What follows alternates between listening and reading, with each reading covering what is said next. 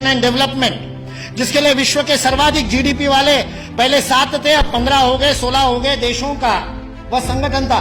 उस ओईसीडी ने सन 2000 में एंगस मेडिसन नाम के अर्थशास्त्री को यह काम दिया कि वो विश्व का आर्थिक इतिहास लिखे। और चूंकि उनकी गणना, उनकी हिस्ट्री 0 ईस्वी से शुरू होती है, तो एंगस मेडिसन को भी काम दिया 0 ईस्वी से 2000 ईस्वी तक 2000 वर्ष का आर्थिक इतिहास लिख दीजिए। उस पुस्तक का नाम है economic history of the world millennial perspective by Angus Maddison. OECD.org इस वेबसाइट से आप डाउनलोड कर सकते हैं। 2000 वर्ष का आर्थिक इतिहास लिखा है एंगस मेडिसन ने। और वह एंगस मेडिसन कहता है कि पहले 1500 वर्ष 0 ईस्वी से लेकर के 1490 तक, 99 तक सारे विश्व के जीडीपी में लगभग 2/3 66% योगदान देने वाला देश कोई था तो वो भारत देश था।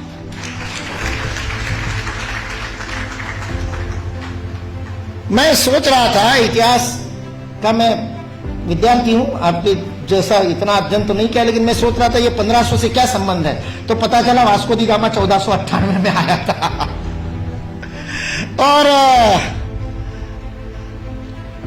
मतलब उसने भारत को खोजा, ऐसा हम लोग भी लिखते हैं, तो उससे पहले कोई गुम हो गया होगा।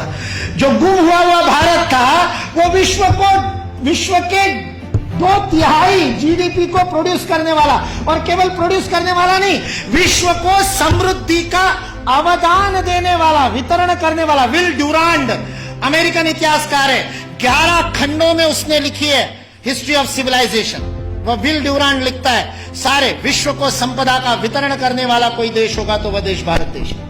वितरण शब्द प्रयोग किया है, लेन देन नहीं, वितरण करने वाला देश। सारे दुनिया में हमारे व्यापारी जाते थे।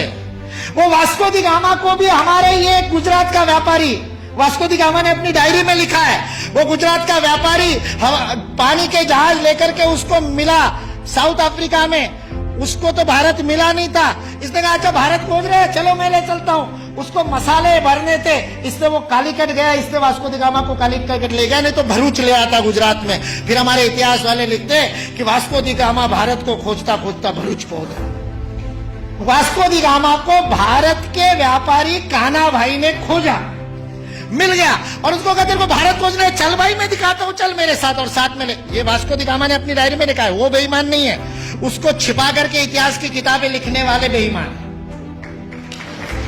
वास्को दी गामा की डायरी का उद्धरण दिए बिना हमारे को गलत इतिहास पढ़ाने वाले बेईमान है। वास्को दी गामा ने तो ईमानदारी से लिखा है, उसने ये भी लिखा है कि उस कान्हा भाई के जहाज मेरे जहाजों से कई गुना अधिक प्रगत थे। 40 खेने वाले लगाने के बाद भी मेरे जहाज को उतनी गति नहीं थी जो उससे 3 गुना बड़े 3 मंजिल वाला जिसके ऊपर डेक था, ऐसे जहाज को केवल 16 नाविक खेते थे। ऐसा कान्हा भाई का जहाज था। भारत की विज्ञान और तकनीकी की स्थिति अंग्रेज इस देश में आए तब सारे विश्व से अधिक उन्नत थी। ये अंग्रेजों में से कुछ ईमानदार इतिहासकारों ने लिख करके रखा।